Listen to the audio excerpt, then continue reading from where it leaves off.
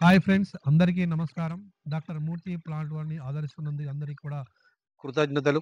ప్రతి వీడియోలో కూడా ఒక కొత్త చెట్టు గురించి వాటి యొక్క ఇంపార్టెన్స్ గురించి మనం చర్చించుకుంటున్నాము. ఈరోజు మన భారతదేశానికి జంబూ ద్వీపం అనే పేరు ఎందుకు వచ్చింది?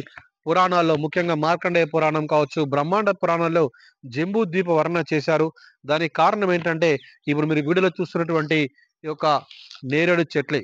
నేరేడు లేదా జామున్ అని పిలుస్తాము. మనము ఈ నేరేడు చెట్లు ఫలాలు చాలా అందరికీ సుపరిచితమే. కానీ ఈ నేరేడు చెట్లు మన భారత ఉపఖండం అంతటా కూడా విస్తరించి ఉండడం వల్ల దీనిని సంస్కృతంలో జంబు అని పిలుస్తారు. ఇది పాలి భాష నుండి వచ్చినటువంటిదని ఒక అభిప్రాయం ఉంది. అంతేకాకుండా చాలా గ్రంథాల్లో కూడా దీన్ని విస్తృతంగా చర్చించడం జరిగింది. కాబట్టి భరతవర్షే జంబూ ద్వీపే భరతవర్షే భరతఖండే అనేటువంటి ఒక ఒక ఉదాహరణని అనేక పురాణాలు చెప్పడం జరిగింది. ఈ భారత వర్షము జంబూ ద్వీప వర్ణన అనేదికి రావడానికి మూల కారణము ఈ యొక్క మీరు చూస్తున్నటువంటి నేరేడు చెట్టు. అందరికీ తెలిసినటువంటి నేరేడు పళ్ళ చెట్టు. దీన్ని బొటానికల్ పరిభాషలో సైజిజియం కుమిని అని పిలుస్తారు. సైజిజియం కుమిని అని పిలుస్తారు.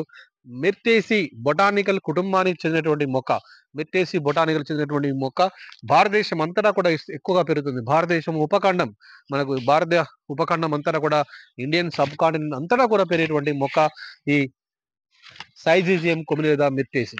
అంతేకాకుండా ఎక్కువగా బౌద్ధ వాన్మయంలో బుద్ధుల యొక్క గ్రంథాల్లో మధ్యమ నికాయ అనేటువంటి గ్రంథంలో గౌతమ బుద్ధుడు కూడా దీనికి అసోసియేషన్ ఉందని చెప్పడం జరిగింది. ఏ రకంగా అయితే బోధి వృక్షం కింద మన గౌతమ బుద్ధుడు ఎట్లయితే జ్ఞానోదయాన్ని పొందాడో ఆ రకంగా కూడా ఈ యొక్క బౌద్ధ సాహిత్యంలో ఈ యొక్క బౌద్ధ సాహిత్యంలో దీనికి ఎంతో చాలా ప్రాధాన్యత కూడా ఉంది. మధ్యమ నికాయ అనేటువంటి ఒక గ్రంథంలో బౌద్ధ గ్రంథంలో దీని గురించి చర్చించడం జరిగింది. అంతేకాకుండా జైన గ్రంథాలు కావచ్చు, ఇంకా చూసినట్లయితే మనకి సంగమ సాహిత్యం. సంగమ సాహిత్యంలో అవ్వయ్యర్ అనేటువంటి ఒక గొప్ప తమిళ చరిత్రకారుడు, తమిళ రచయిత నావల్ పజం అనే పేరు పెట్టాడు దీనికి. నావల్ పజం అని కీర్తించడం జరిగింది.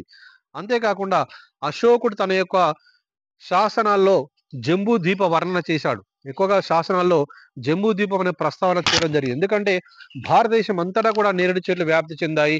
నేరేడు యొక్క గుణాలను కానీ, సాంస్కృతిక కానీ, ఔషధ పరంగా కానీ మనం ఎక్కువగా ఎంజాయ్ చేశాం కాబట్టి పురాణాల నుంచి, చారిత్రక కారణాల నుంచి కూడా మనము ఈ జంబూ ద్వీపము లేదా జంబూ వర్ణన అనేది జరిగింది. దానికి అంతటి కారణం ఈ యొక్క నేరేడు పళ్ళ విశిష్టత అని చెప్పవచ్చు.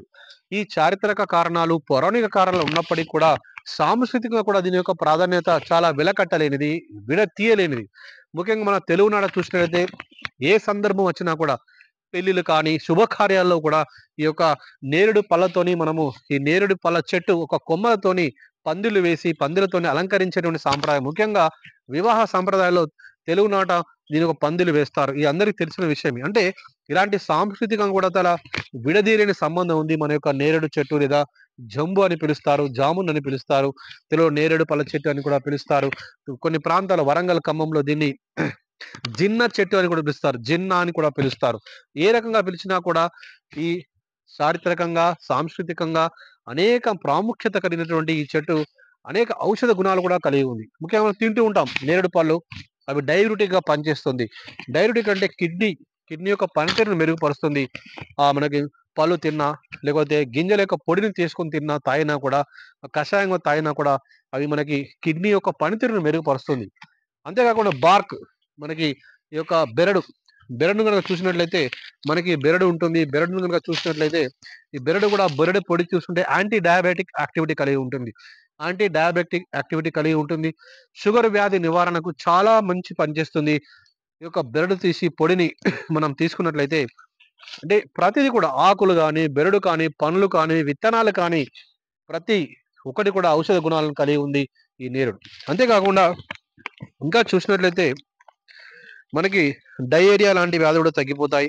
మరి స్త్రీలలో మెన్స్ట్రువల్ ప్రాబ్లమ్స్ కూడా చాలా వరకు తగ్గే అవకాశం ఉంది. అంతేకాకుండా మార్కెట్‌లో ఈ యొక్క విత్తనాల పొడి, మనకు నేరేడు గింజల పొడిని తీసుకొని వాటిని పొడిగా అమ్ముతుంటారు. దాన్ని కాఫీలకి బదులుగా కొన్ని దేశాల్లో వాడుతుంటారు. ముఖ్యంగా ఈస్ట్ అంటే మనకు మలేషియా, సింగపూర్ గాని, ఇండోనేషియా లాంటి దేశాల్లో ఈ పొడిని కూడా వాళ్ళు ఒక టీ లాగా, కాఫీ లాగా కాచుకొని తాగే అలవాటు ఉంది. అంతేకాకుండా చూసినట్లయితే ఈ ఆకుల పొడిని కొన్ని ప్రాంతాల్లో పళ్ళు తోమడానికి గాని, లేకపోతే డిటాక్స్ మన కషాయం తాగినట్లయితే లోపల ఉన్నటువంటి మలినాలన్నీ కూడా బ్లడ్ ప్యూరిఫైయర్ కూడా పనిచేసేటువంటి గొప్ప లక్షణాలు కలిగి ఉన్నాయి. ఇలాంటి గొప్ప గొప్ప లక్షణాలు కలిగినటువంటి ఈ యొక్క మనకి నేరేడు పళ్ళ చెట్టు. ఇందులో నేరేడు పళ్ళలో విటమిన్ సి ఎక్కువగా ఉంటుంది. గ్లైకోజైడ్స్, గాలిక్ యాసిడ్, ఆంథోసైనిన్స్, మరి ఫోలిక్ యాసిడ్, రకరకాల కెమికల్ కాంపౌండ్స్ ఉన్నాయి. మనం చూసినట్లయితే ఈ చెట్టులో ప్రతి భాగము కూడా చాలా ఔషధ గుణాలు కలిగి ఉన్నాయి. మనం చిన్నప్పటి నుండి తినే అలవాటు కూడా ఉన్నటువంటిది. మీరు కూడా ట్రై చేయండి. ఇప్పుడు సీజన్ వస్తుంది. ఈ పళ్ళు దొరికినప్పుడు తినండి. ఆ గింజలను మనం స్టోర్ చేసుకుందాం. స్టోర్ చేసుకొని వాటిని ఎక్కడైనా చల్లండి.